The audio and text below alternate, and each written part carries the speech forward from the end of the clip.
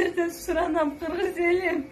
Kızım için jardam belgileci bana. Men yaşap keteyim. Sizlerden köpten көп ümit kılam Kırgız elim.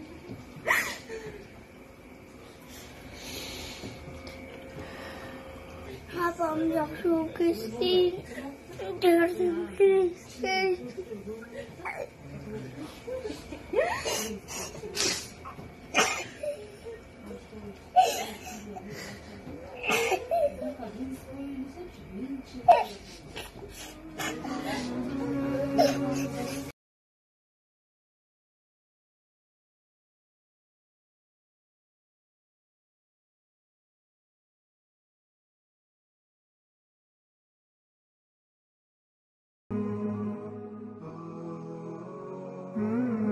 Assalamu alaikum wa rahmatullahi wa barakatuh.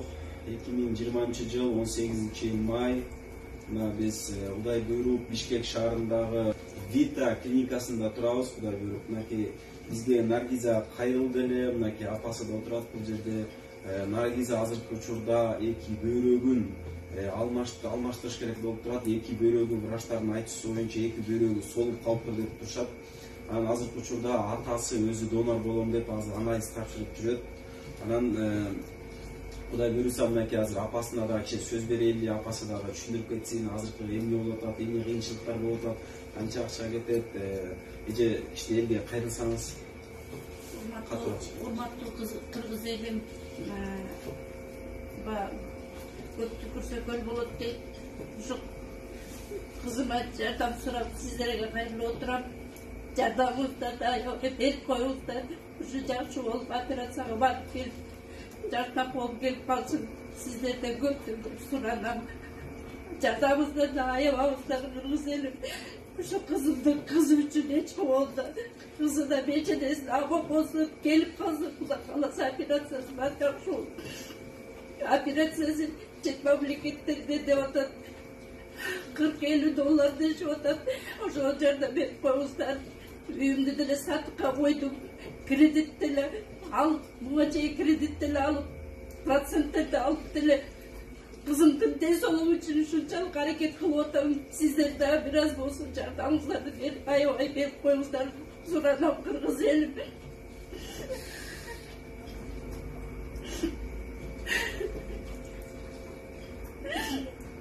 Өзү деле бир эле кызым бар, элден көп эмес, кызым деле жок башка.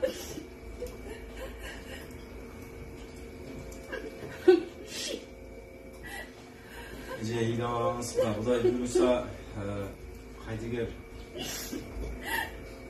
арабаган адамдар бар. Биз үмүтүбүздү үзбөйбүз. Ушул видеолорго биз өздүк шотторду коебуз. Бул кыздын өзүнүн бир тууган агасы бар. Россияда ошонун Сбербанкын коебуз. Өзүнүн атасы банктан счет ачты, ошону коебуз. 50 сомду коебуз. Кудай буйруса ушу менен кайрылсаңыздар болот. Үйдүн жалгыз кызы, өзүнүн бир кызы бар. Эми азыркы мынакей Рамазандын акыркы күндөрүндө турабыз. Баарыңыздарга Аллахтын разылычылыгы үчүн кайрылабыз. Келиңиздер, биргеликте көп түкүрсө көл болот дейт. Мынакей ушу жалгыз кызын калбасын, ушул Наргизага мүмкүн болушунча 1 сомдон болсо дагы чогултуп жардам берели. Кайрымдуу эл көп деп ишенебиз. Өзүнүн дагы классташтары бар. Мынакей биз өзүбүз Каракөл шаарынан болобуз. Өзү дагы мына Каракөлдөн 2 мектепти бүткөн. Белгиле мынакей көп айтат, Каракөлдүн молодежь аябай активный, Каракөлдө молодежь көп дейт. Келиңиздер, молодежьдор ушу поколение болуп чогулайлы. 1 сомдон болсо да чогултуп берели. Кудай буйруса мынакей азыркы учурда $30,000 чейин додот. Если атасы өзү донор боло турган болсо, если атасыныкы кандары туура келбей кала турган болсо, $40-50 чейин додот. 40 чейин средний $1000 жөнүндө айтып атабыз, $1000 жөнүндө. Ошондуктан бул акча оңой акча эмес, билесиздер. Мүмкүн болушунча жардам берүүгө аракет кылайлы. Кайдыгер карабаңыздар, өзү 27 жаштагы кыз, жаш кыз. келиңиздер, көп түкүрсөкөл болот. Бул иште бул видеону кимде ким көргөн болсо дагы бул видеону көргөндөн кийин обязательно бөлүшүп, поделиться кылып коюңуздар, сиздерден суранабыз. Assalamu alaikum. Кайрымдуу кыргыз эли. Мен Байызбекова Наргиза, Байызбековна. 1992-жылы Жалал Абад областына караштуу Каракөл шаарында төрөлгөм. Ыйык Рамазан айында кармап жаткан орозоңуздар кабыл болсун. Сиздерге ушул ыйык Рамазан айында кайрылып жатканымдын себеби мен 2015-жылдан баштап ушул бөйрөк оорусу менен жабыркап келем. Буга чейин врачтардын айтышы боюнча мени жөн гана лечение кылсаң жакшы болуп кетесиң деген үчүн жөн гана больницаларга жатып лечение кылып келгем. Бирок акыркы 2000-жылдын январь айынан баштап оорум күнгө күчөп баштаган. Январдан баштап марттын 6-сына чейин больницаларда жүрдүм. Жалал Абад областына жатып келдим, анан кийин Бишкекте жатып жүрдүм. Бишкекте жакшы болуп кетесиң болду, лечение менен деген гана үчүн мен эч кимге кайрылбай, өз алдымча ата-энемдин акчасы менен дарыланып келгем ушулга чейин. Ар бир тапшырган анализдерим 4000ден кеми жок. Больницаларга жатканым ар бири 3000ден жатам. Күндө бир ампулам 800.000 сомдон. Алардын бардыгын күнүнө бирден жазып бергенде 2000ден кеми жок. Ушунчалык сиздерден жардам сурайм. Ушу кызым үчүн мага жардам бериңиздерди суранам. Менин жашагым келет. Мага кайрымдуу кыргыз элим, мага жардам бербесеңиздер. Кызым үчүн жардам бериңиздер, сиздерден суранам кыргыз элим. Мен жакшы болоюнчу сиздердин аракетиңиздер менен, сиздердин күчүңүздөр менен мен ушул аты жаман ооруну жеңейинчи кыргыз элим. Мен ойлойм сиздер жардам бересиздер деп ойлойм кыргыз элим. Ушунчалык сиздердин жардамыңыздарга муктаж болуп турам. Бүт нерсе Алланын буйругу менен, Алланын сыноолору деп билем. Бирок Аллахым ооруну берди. Бирок себепкерлерди сиздер кылып жатат кыргыз элим. Мага жардам бериңиздер суранам. Иншаллах үмүттөмүн сиздер мага жөн карап турбайсыздар деп үмүттөнөмүн кыргыз элим. Сиздерден суранам. Кызым үчүн жардам бергилечи Аллахым. Менин жашагым келет Аллахым. Азыр мен гемодиализ деген бул гемодиализде жатканым, ар бир жатканым жумасына 3 жолудан барам. 3 жолудан барганда ар бир жатышым 4 сааттан 5000 сом төлөйм. Жумасына 15.000 сом акчам кетип баратат кыргыз элим. Сиздерден ушунчалык көптөн көп үмүттөнөм. Кайдыгер карабайсыздар деп өтүнөм. Жардам бериңиздер кыргыз элим. Сиздерден суранам ушунчалык.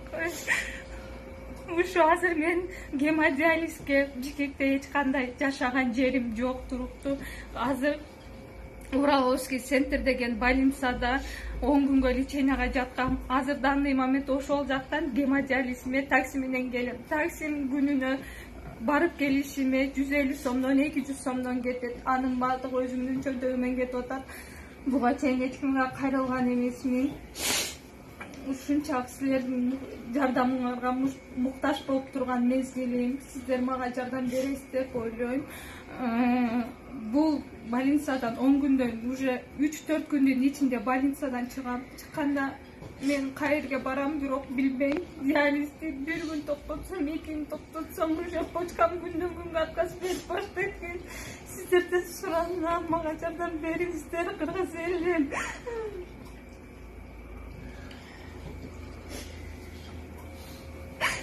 Азырдан момент гемодиализдин жардамы менен гана төлөткө барып жатам. Суткасында 300 граммдан гана мачам чыгып жатат. Сиздерден суранам кыргыз элим. Кызым үчүн жардам бергилечи мага. Мен жашап кетейинчи. Сиздерден көптөн көп үмүт кылам кыргыз элим.